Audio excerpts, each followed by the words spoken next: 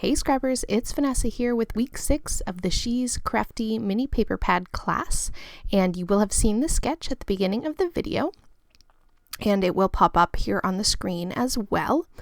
So the first thing that I'm going to work on here is creating my background. So I have a white piece of cardstock and I have pulled out a set of Vicki Boutin stamps, and it was all of the different kinds of circles that she had in one of her past collections.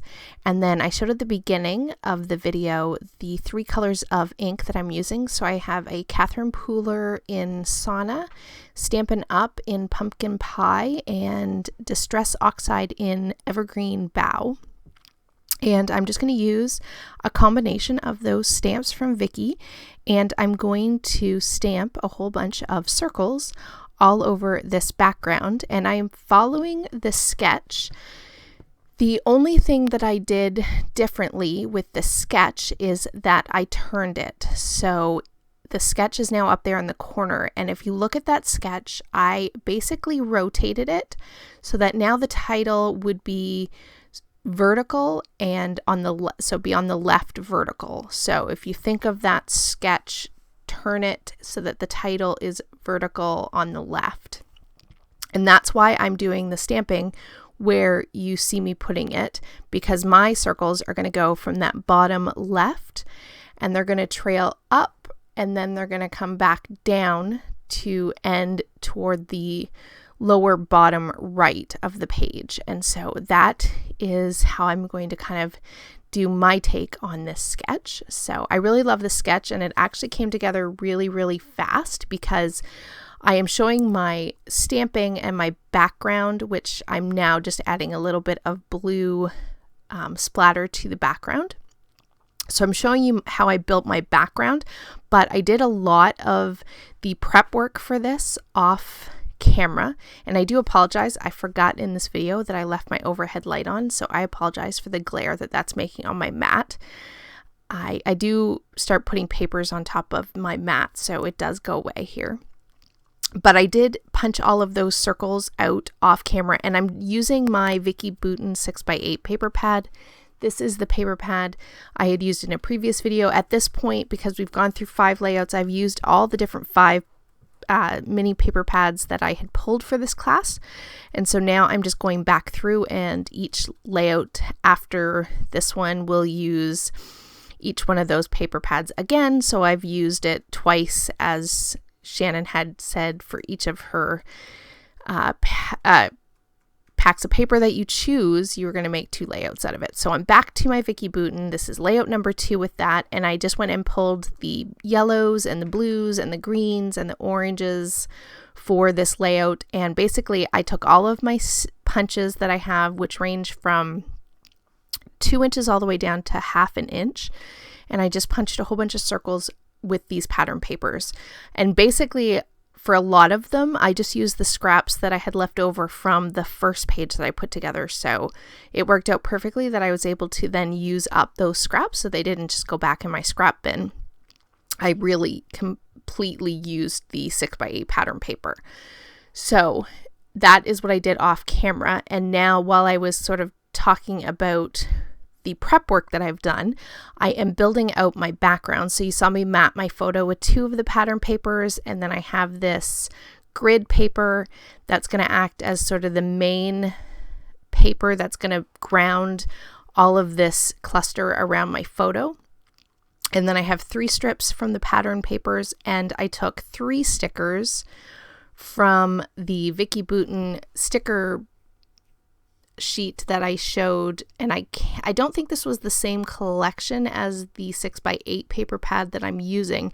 I think this was from was it her Let's Wander? I actually don't remember what collection, but I know it wasn't exactly the same one, but all of her colors and things tend to match each other in her collections, and so you can easily mix and match. So I lined up those paper pattern strips in behind my photo, so they're going to act as more paper strips behind my photo. I have a few more than what's in the original sketch.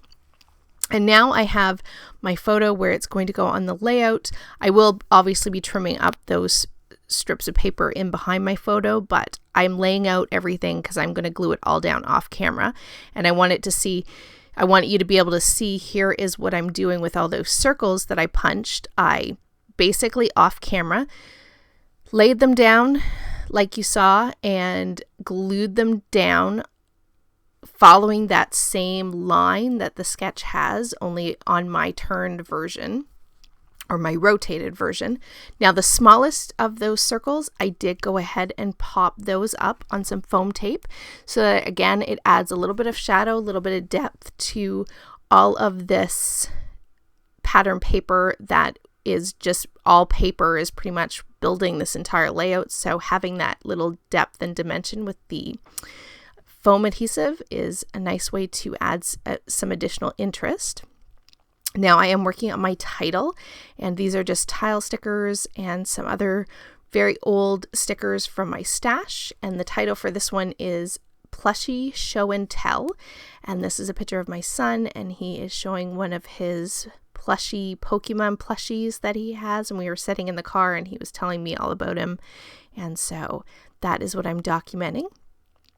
Now, to finish off the layout, I am playing again with that sticker sheet. So other than paper and the sticker sheet, and then a few sequins, that is pretty much the only things I use to build this entire layout. So I didn't even have to use or pull a ton of different ephemera or anything. I just let the pattern paper and the stickers do all of the work, which was great. It made for a very quick page.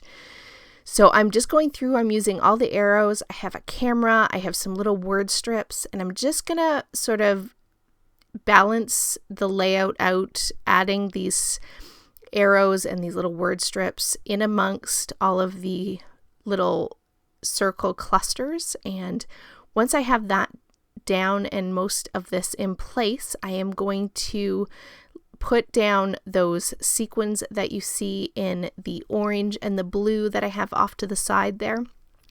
And I'm just going to scatter those around, no rhyme or reason, just kind of intermixing the two colors in amongst all of the circles. And off camera, I will glue those down.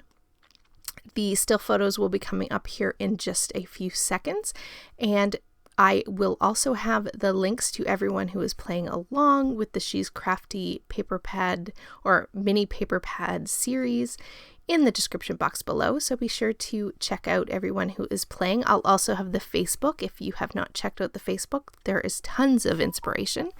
And so with that, guys, here is the still photos for this one, and I will catch you on the next one. Have a great day, everybody. Bye-bye.